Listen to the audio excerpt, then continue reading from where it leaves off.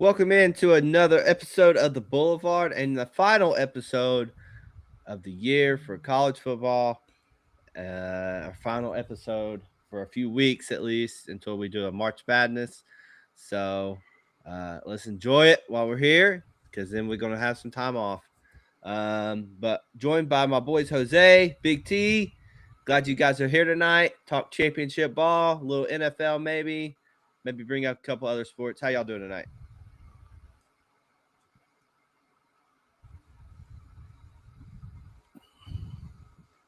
Out here, but we still got one more game left. Should be a good one. So still got the NFL playoffs rolling too. So we still got a lot to look forward to. But yeah, kind of bittersweet that we're at the end. Yeah, this episode always sucks for us because it's on one hand we should be happy that we have the national championship game to watch, but in reality, there's no more after this. And I know in a few months, right, we're all going to be sitting at home on a Wednesday night thinking to ourselves how much we'd kill to watch Akron play against Kent State, and that's why it's important to enjoy this thing while you got it. On a more positive note, at least for me, the Dodgers signed Kyle Tucker. Massive surprise to me. I did not see that one coming at all. I hate to, sound too confident or too cocky, but I just had to put that out there. It was a really, really surprising move that we made. Everyone on X is pissed saying it's baseball's not going to happen after this year, and they may be right. I'm not saying they're wrong, but guess what? Like the way the rules are written right now, we're taking advantage of it. And I'm not going to apologize for signing Kyle Tucker. I'm not going to sit here and say, oh my goodness, like we're doing a horrible thing. I go to many Dodger games a year. I plan on going opening day this year, and I'll be the first one in line with a Kyle Tucker jersey on because I don't mind paying the extra money to watch the best players play every night. Yeah. And I will say real quick, that's one of the beautiful things about baseball is anything can happen. It's a long season. Yeah, absolutely. You just never know. So you can't count it out now.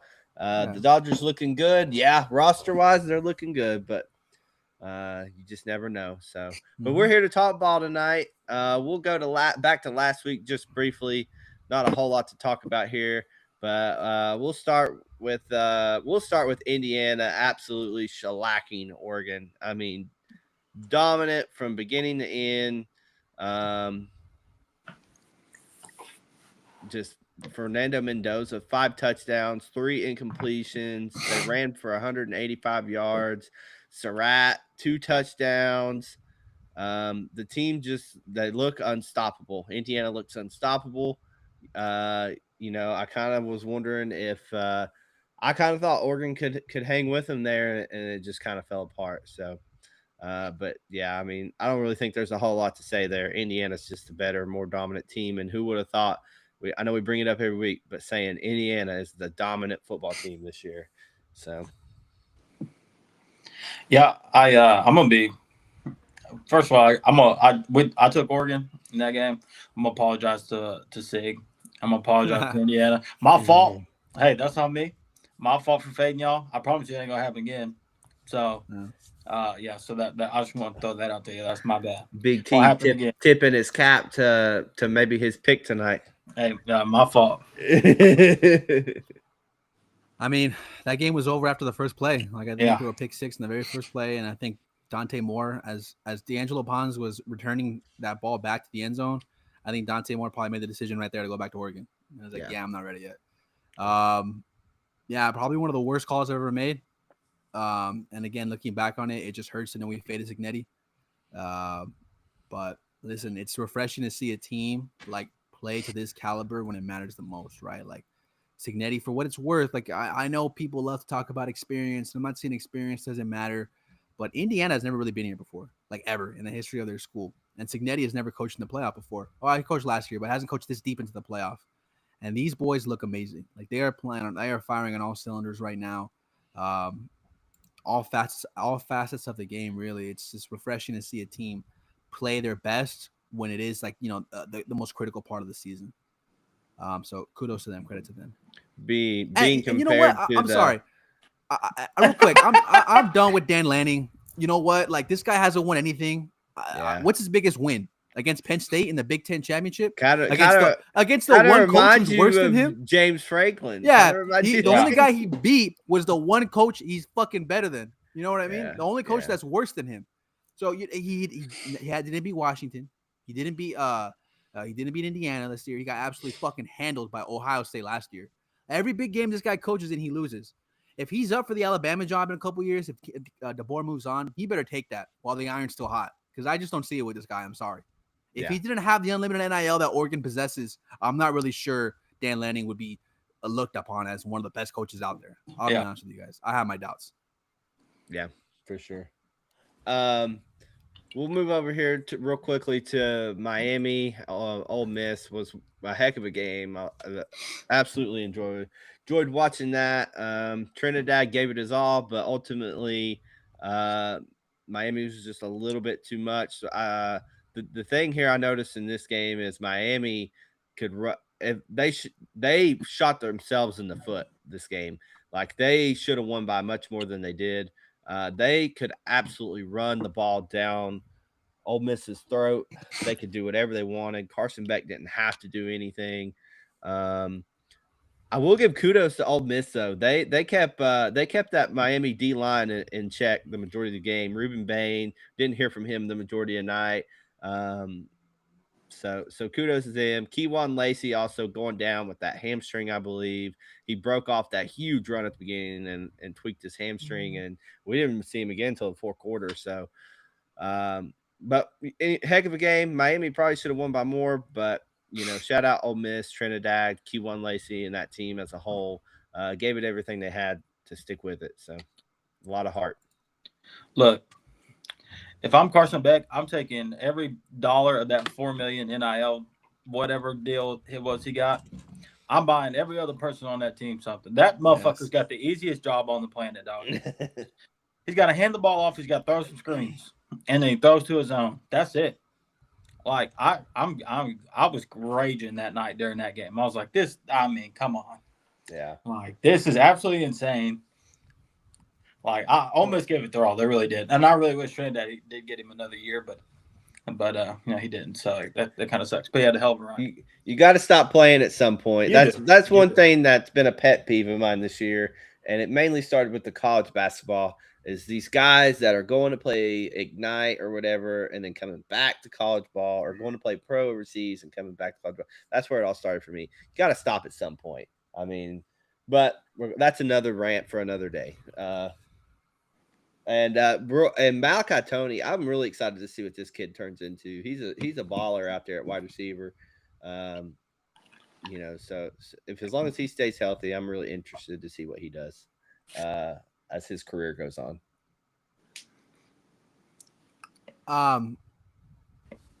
To pivot real quick on the subject of Miami, I'm not sure you guys are updated on the situation. It seems like Miami has narrowed down their quarterback for next year. Looks like they're eyeing Darian Mensah from Duke. Mensah, I think, kind of pulled a Damon Williams where he announced he was going back to Duke a month ago or something, and then now last minute he jumped in the portal. Seems like they threw a bag at him, $10 million for Darian Mensah. I like Darian Mensah. I think he's a great quarterback. $10 million though, that's a lot of coins for someone like that. But that's just the figures that are be thrown around right now in college football. Look, as far as Ole Miss, again, I gotta give credit to one man. Well, I'll give some credit to Pete Golding. I'm not gonna lie; like it was a tense situation for him to step in and right the ship like that. I will give the man credit. But Lane Kiffin put together a hell of a fucking roster, boys. I mean, this team lost 2 games all year. They lost once to Georgia in a game they absolutely choked away, and then a game against Miami in a game they were. I mean, yes, Miami probably was the better team, but facts are facts. Ole Miss was up late in that game, and Miami had one drive and they got it. So a very, very solid roster. Some very, very good personnel, top to bottom, just a really good team. Trinidad, I'm always going to be a believer in you. I'll always have your back because what you did in this playoff run was nothing short of amazing. But again, Miami just somehow, some way, they keep winning. So credit to them as well, I guess.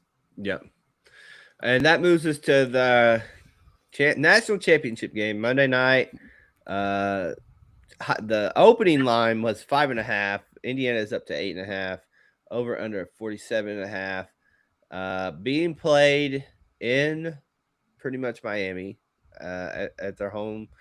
Um, yeah, I mean, guys, I'm gonna be honest. I know we kind of talked about it before we started the show, but I'm having trouble really getting an angle on this game here. Both these defenses are elite. Um, Indiana's offense, I think, is just a little bit better. And I really don't know which side to go here on the over, under, or the spread. I'm curious what you guys are thinking as we break this game down here. Jose, do you want to start this off, or you want Big T to start this off? Yeah, I can start it, no problem. Yeah. I'm in the same boat as you, John. I really have no lean here whatsoever. I don't feel very strongly about either way. Again, I hate to nitpick on either of these teams because they both deserve a lot of credit, right? Like, for as much as maybe Miami, we think they're not as good as they're not the second best team in the country. They're not, but for you have to give credit where credit's due with them, and they played well these down the stretch. And then for Indiana, again, like for what Cignetti has done at that program is nothing short of historic. 8.5 at first glance, Tyler. I'm not really sure what you thought. I thought it seemed a little high. Just the way Miami has played this postseason, I thought to myself, it's a little bit high. But as I dive deeper into it, I mean, I asked myself, where does Miami have a significant edge?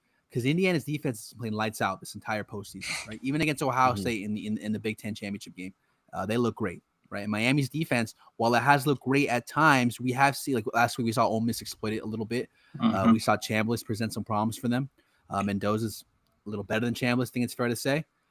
So I'm not too sure that Miami has a definitive edge there. At the receiver position, Malachi Tony has been playing amazing, but you can say this thing about Elijah Surratt. I mean, he is as every bit as good as Malachi Tony. Now, a different type of receiver for sure, but the way he's playing right now, he's balling out. And he went up against a really, really good Oregon secondary last week and still played phenomenal.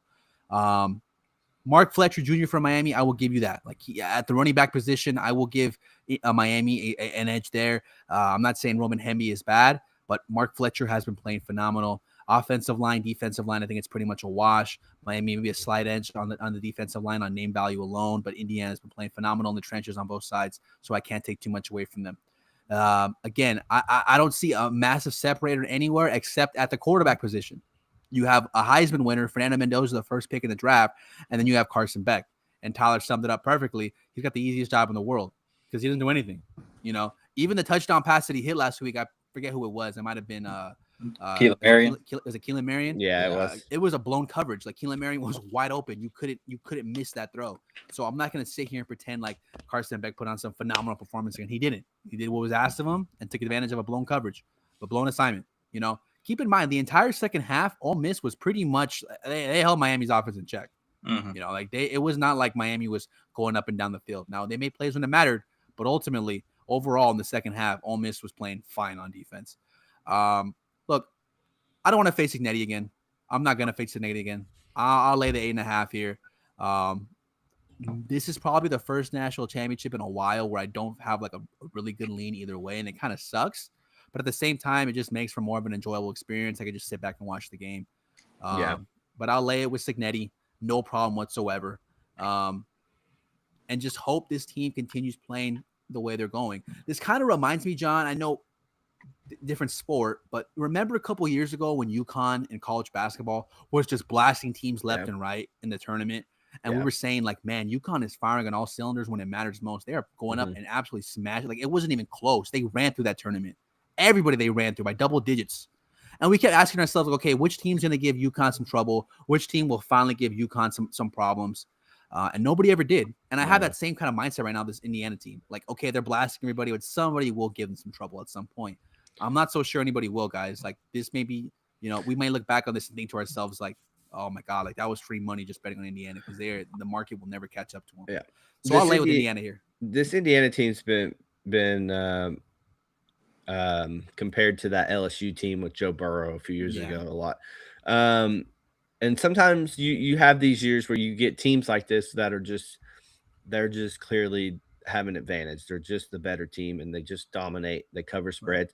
And the thing is, the biggest key here is when you look at that UConn team and this team and the LSU team or whatever, they don't make mistakes. That's the biggest thing. They do not make mistakes to shoot themselves in the foot, which, and from a betting perspective, that gets you to the team that covers the spread more often. Right. So, I mean, yeah, you're right here, and a lot of people, a lot of times when you get to this point, and they're like, well, eventually eventually they're going to be overpriced. Eventually, they're going to regress. Eventually, they're going to be a mistake, and sometimes it just doesn't happen. I mean, it just doesn't happen. So, I'm gonna ride with you here with Indiana. I believe, not strong, very small play. Um, but I just this is one of those teams, right? That is just efficient, mistake free, well coached, and they equally match up with Miami, in my opinion, if not a little better. But what do we see from Miami constantly is mistakes, shooting themselves in the foot, turnover, penalty, and then there you go. And that's what leads. If you do that against this team, then you're going to fall behind quickly, play from behind. And Miami is a very run first team, control clock, dominate. And that's just not going to be something they can do here against Indiana. So I lean Indiana -8.5, and I'd play it up to 9.5. Yeah, I like Indiana here as well. And Jose, I did see, like, when you say, thought that number was a little high, national championship game, you expect, you don't really expect them to be 8.5. Exactly. So in a lot of instances, especially in a game like this, you want to take Miami, like, man, that's a lot of points. But as to what John just said, I think he absolutely nailed it on the head. If Miami has that many mistakes as they do a week ago, I truly believe this game could get pretty ugly. It could get, unfortunately, with the turnovers and with the penalties. It could get boring. It could end up like the Oregon game. Yeah. It could 100% could end up like the Oregon game. And that, yeah, I'm going to ride with the coach here. And when we talked about it, like, Indiana matches up to just as good, if not better, in almost every facet of the game other than the running back spot. They are elite everywhere. They've got draft picks all over the field. And the only blemish on Indiana this whole year was the Penn State game. And they still found a way to pull it out. Yep. And look, I'm going to ride with the coach. In every game that Indiana has played, Sig is out to prove a point. Yep. Like, he's out to send a message. He's out to prove a point. He does not give a shit. We see it in his press conferences. We see it in every interview that he does. He does not give a shit. This game's going to be the exact same. So he's going to be hammered down the entire time. So yeah, I just don't see any scenario where I can fade him again. Yeah, and I know we've mentioned it in previous podcasts here, but the page is turning, if not already turned here, to a very Nick Saban-esque type of coach, type of dynasty that might be trying to form here with Indiana, because the amount of recruits that this guy is going to pull at this point, and the amount of money that he's got behind him, and what he is doing is just pulling players there. So yeah, and he's going to be able to pull whoever he wants from the portal. Mm-hmm. Like, he's going to have his pick of the crop. Oh yeah. I think you made a good point there, Tyler, in the sense of who Cignetti is and what he stands for as far as himself and his persona.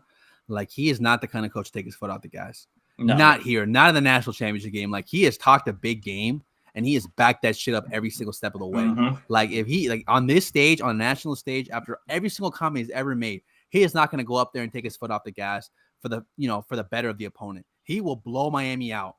What better way to win the national championship to blow out Miami, a national power? Like, he will not do. Like, that's just who he is. That's just who he is. No, he a week to week basis, he's there to prove a point. Yeah. Like, he is. Like, he's there to make a statement. He's there to slap it out on the table and be like, "Come on with it." Like, that's who he is as a coach, and you can tell that's how they play. Like, that's just the attitude and the aggressiveness that they play with. Like, they play with that. Like, yeah, I don't care. I'm a corner. Yeah, I'm a smaller guy, but I'm going to stick my nose in there to run fit, and I'm going to pop you. You know what I mean? Like, he has every single player on that team. That's how they play. Yeah. And it is really, really, really hard to beat a team that bought in. Yeah. And a lot of people, can throw hate in the comments, be mad, whatever, unsubscribe when I say stuff like that. But it's like he really is the next Nick Saban. Like this dude, like a lot of people thought it was Kirby Smart or whatever, and you can say he's not even one yet. I'm telling y'all right now, this dude's the next Nick Saban. Like this is the next dynasty in football right here. This dude is going to be able to do whatever he wants the next few years. So that wraps that up. We're gonna go here for a little bit more and do some quick hitters, and talk a couple other sports, and then we'll wrap it up here. We're gonna go over here to the NFL playoffs now. I know my boy Big T's, he's a little upset about his Chargers. I knew it was coming. Hey, speaking of NFL, couple big firing step downs this week. Harbaugh and going to go to the Giants, it sounds like. Tomlin steps down. So some interesting stuff here in the NFL going on. But yeah, we got a ball game tomorrow at 4:30. Spread sitting at 1.5. Buffalo going to Denver here. Just quick hitter for me here. I'm going to ride with Buffalo. Josh Allen. Well, the thing with Josh Allen is that if it's not, sorry, Tyler, if it's not now, when's it going to be? Yeah. Like there's no Lamar. There's no Mahomes. There's no Burrow. Like, who's like, if Bo Nick stops you, I'm sorry, that just can't happen. Like, it's never going to happen for Josh Allen. The best quarterback that you're going to play here is Drake May, Sam Darnold. Like, come on, like Sam Darnold, Caleb Williams, or Matt Stafford. Okay, Stafford's a future Hall of Fame. Yeah, this is your chance. So give me Buffalo. I think Caleb Williams is done. But yeah, sorry, I just had to say that it has to. Josh Allen, your time has to be now, bro. Yeah. No, I'm around with Buffalo too. I'm still not a big believer in Denver, to be honest with you.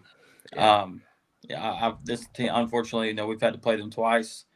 We beat them actually, so that makes me feel a lot better. But I'm just not a believer in this Denver team. I think their defense is doing a lot of the heavy lifting. And honestly, give it a little bit of credit to Buffalo's defense, especially their secondary. They've actually been playing pretty well. So I'm going to take Buffalo, experienced quarterback.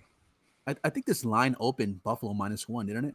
Which is like ridiculous because Buffalo was the 7th seed and they were favored on the road against the 1 seed. Like I've never seen that before. I want to take Buffalo for all the reasons I just said, like because Josh Allen has to get this one, but I think I'm going to take Denver, guys. But I do not feel strong about this one either way. Tomorrow night, the Niners traveling to Seattle. Seattle sitting at -7. I'm gonna take Seattle here. I really like this team a lot. I actually have a very, very small future on them. I placed earlier in the year to win the Super Bowl. Do you really? I really do. Yeah. Wow. That is a great bet. It was like week 4 or 5 or something. They just lost. I can't remember what it was, and then they went on a tear after that. But yeah. So give me Seattle -7 for the hell of it. I like Seattle as well, actually. That team is playing on all facets. All 3 phases. They are clicking right along. Sam Darnold's doing what he needs to do. That defense is insane.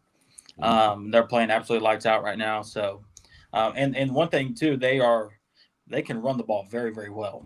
And San Fran's run defense is not very good. So, I think they're going to be able to kind of control the game and get what they want. So I'm going to take Seattle. I love Seattle here. And John, that is a fantastic, I didn't know you had that, but that is a fantastic bet. Yeah. But I love Seattle in this spot. Give me Seattle -7 all day. Yeah. Next game, Tyler's new team, the Houston Texans, sitting at +3 against the Patriots in New England. God, give me. I'm gonna go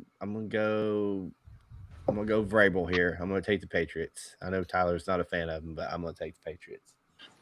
I like the Patriots more than I like the Texans, to be honest with you. Texans is about as up there as teams I don't like with every team in our division. So, but I'm going to take the Patriots as well. I believe Nico Collins was also rolled out today.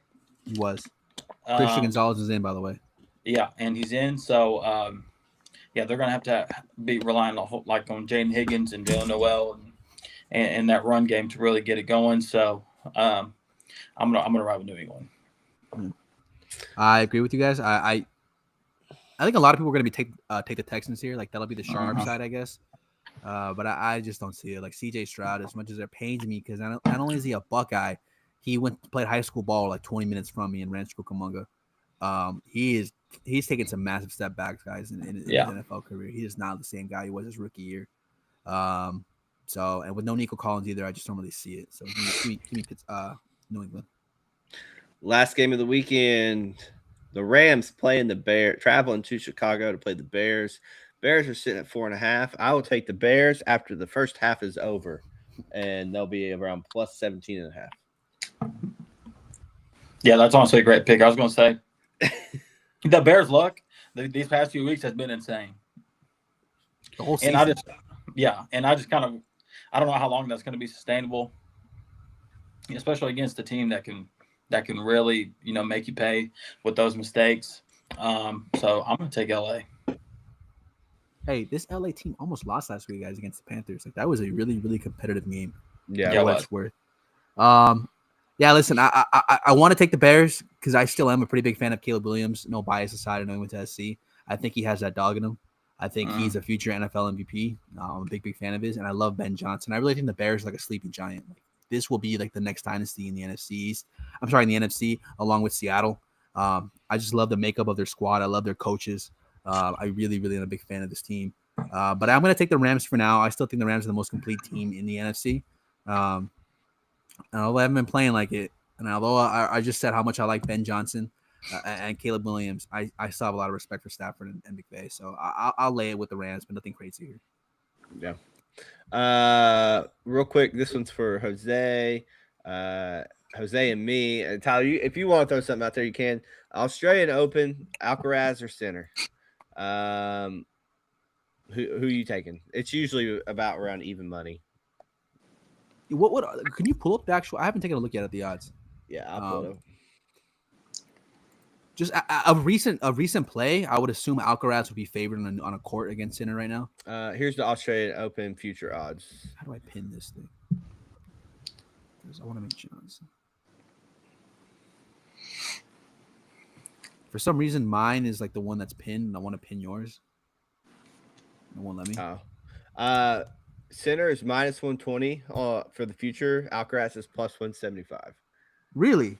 The next closest one would be the Joker at 16-1 and Medvedev at 25-1. Wow, they are not giving anybody any sort of credit whatsoever. I mean, that is ridiculous. I don't think I've ever seen that before. This is the world of tennis right now. Just for shits and giggles, because an American will win it at some point. What's Ben Shelton's odds? Ben Shelton's sitting at 70-1. Wow. And Tiafoe? He's been playing really bad lately. I don't even know where he is. Oh, he's down on the right. 150-1. The only other name I'll throw out there, maybe as a super long shot, is João Fonseca. I don't even know what his odds would be at. Fonseca, he's that dude. That kid is gonna be. He's coming up. He's one of my favorite. He's coming up for sure. Yeah, he's sitting at 100-1. I don't hate that. He's coming. Like, he will be the next big deal, just not yet. This dude, he will at some point. Yeah, for anyone out there that keeps up even with a little bit of tennis, Fonseca is the man. He's the next guy to come up behind Sinner and Alcaraz. He legit. He's that good. He's sitting at a lot of potential there. Yeah, for sure. But he's sitting at plus 10,000. Championship for me here, it's gonna probably be Sinner Alcaraz, and it's hard for me to fade Alcaraz. I usually end up taking him every time. I know Sinner's won this tournament the last couple of years, I believe, but give me Alcaraz. And for my long shot, I will take Alex de Minaur. Interesting. At 65-1. I was gonna say 50-1 or better. I would take him. So 65 is a pretty good number. Yeah. All right. Interesting. What are you thinking, Alcaraz or Sinner? Yeah, I'm just like you. I feel like I always end up taking Alcaraz in this spot. He's usually the dog, so he usually is. Although I want to say in the what was the last fight? Was it the U.S. Open last year? I think I want to say he closed as the favorite. Yeah. So, but Sinner was also some injuries though. Real quick, college basketball futures. Any value standing out here on the board? If you can see it, I don't know if you can see it, Jose. I don't. For some reason, let me pin your. Tyler, can you see that? Yeah. Oh, now I can. Okay, cool. Any value on the board here for you personally? There's a few teams that kind of I'm looking at, but nothing too crazy yet. Um, just on this screen right now, there is one team, but I would probably need 20 to 1 or better to bet them, and that'd be Illinois. I'm really, Yeah, really I high know on that team. I know you're a big fan of Illinois this year. Um, Louisville's dropped all the way down 55. yeah, I don't see Louisville. Mm-hmm. And then the other team that I'd be interested in at this price at this point would be Alabama at 40 to 1. Yeah, And as you could tell, like both those teams, Illinois and Alabama, they play with a lot of variance. Like they shoot a lot of threes.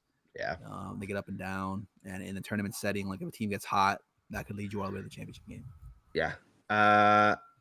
Not a ton of value there, but I'm gonna keep an eye on that Purdue line. They did open as the favorite to win it all this year. They have the experience, in my Yeah, I don't hate opinion, that. to take them to the championship. They have the experience to do it and the big man to do it, along with a really good guard for once in Braden Smith. So, Yeah. Tyler, anything for you on basketball? You've been keeping up with it any? No clue. Michigan State 30 to 1. Locked it in. What about the Hogs? Hell no. Don't they play somebody Like, good tomorrow? Who do they play tomorrow? Uga, yeah, right? they do. There's some. Yes. They play Uga, like a top, Yeah, that's top right. 20 matchup. Uga's actually good in basketball for once. They are. Tomorrow we have. Let's see what we got. Michigan, Oregon, Purdue, USC. Hey, you know what? Florida, Vanderbilt, St. John's, Villanova, Iowa, Indiana, BYU, Texas Tech, Tennessee, That BYU Kentucky. Texas Tech game would be nuts. Yeah, Tennessee, Kentucky. Hey, listen. I could say this because I did give out a respectable 100 to 1 bet on Miami like a month ago. And obviously it hasn't won yet, but it's a pretty good bet. For college basketball, like there is one team, I'm not even sure what their odds are. Their odds to make the tournament might be 100 to 1. But there's a team that I like a lot, and I find myself like wanting to bet on them. And if maybe their Final Four odds, they may not even pop up on there. But they've lost like every game by like 3 or 4 points. Like they're right there in every game. Like the unluckiest team I've ever seen. And that would be Cincinnati. I'm not even sure what their odds are. Yeah. But like that's right there. They need to just pass it. Like 120 to 1 to make the Final Four. Yeah. I don't hate that bet because they got Jizzle James back. They've lost every game by like 2 or 3 points. And I'm talking against like good teams like Houston. They've lost by a couple points. I think it was UCF last week by like a point. Like they're not that bad. Yeah.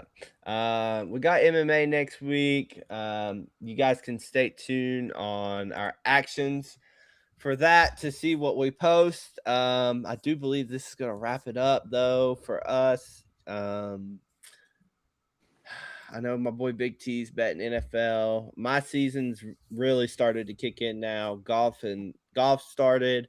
I have a 300 to 1 bet leading the tournament right now. So I've been following that.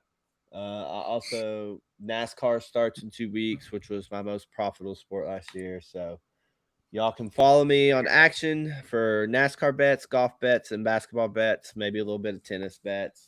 I know my boy Big T's probably doing some NFL. Jose, you'll probably have some tennis bets, some MMA, a little bit of NFL as well, a little bit of college basketball, a little bit of everything. He's just waiting for Little League to get back in. So, of course. But we appreciate you guys tuning in all year.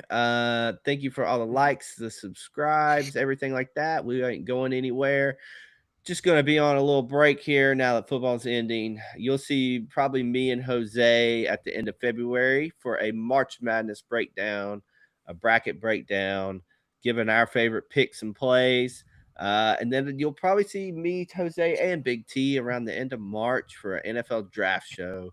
One we did last year, one that was a lot of fun, and one that we hit some big bets on. So, and then after that, we'll get into breakdowns over the summer. So, but go ahead. Sorry.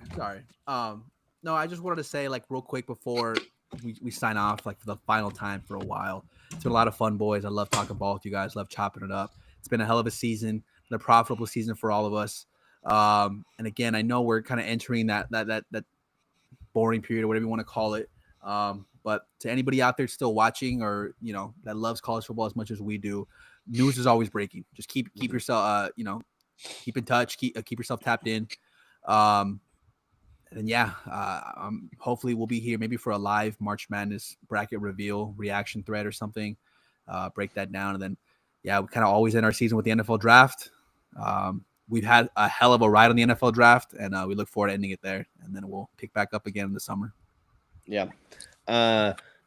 Real quickly, everyone shout your actions out because it will be a few weeks before we're back here, a month or so. But I know if you just want to make some extra money, I made a lot of money in NASCAR and golf last year. So follow me on Action if you want to watch along. Jay Humphrey 25. Jose, he always has a good run in basketball. Jose, what's your action? J Bar 808. And my boy Big T is going to be breaking down NFL for us. And I already know he's been getting ready for NFL draft actually. So y'all follow him for that too. Big T, what's your action? It is Tyler Lyles 918. Yeah, we're gonna be doing. I'm probably gonna be trying to place quite a few bets for the draft. Still to this day, the Anthony Richardson bet is probably my favorite bet. Anthony Richardson, baby. Life. Yeah. We'll always be a fan of you. He deserves. He should get another chance in the NFL. Yeah, that will always be my bet of all time. But we definitely gonna be paying attention pretty hard to the draft. So yeah. Well, we're gonna sign off here. Everyone enjoy the rest of the winter. Stay healthy, stay happy, stay comfy. We appreciate all y'all. We'll see y'all in about 6 weeks for a March Madness breakdown with me and Jose. We love y'all, and we have a March Madness bracket tournament every year. A lot of fun. Jose can tell y'all about it. We got usually a lot of people join and a lot of money in that. So follow us on Action if you want to keep placing some bets while we're off air for a little bit. But nothing but peace and love. We'll see y'all soon, and y'all have that bell turned on. That way you know when we go live again in about 6 weeks. So appreciate y'all. Love you all. Love you, boys. Thanks for a great year. I'll see y'all in a few weeks for some March Madness.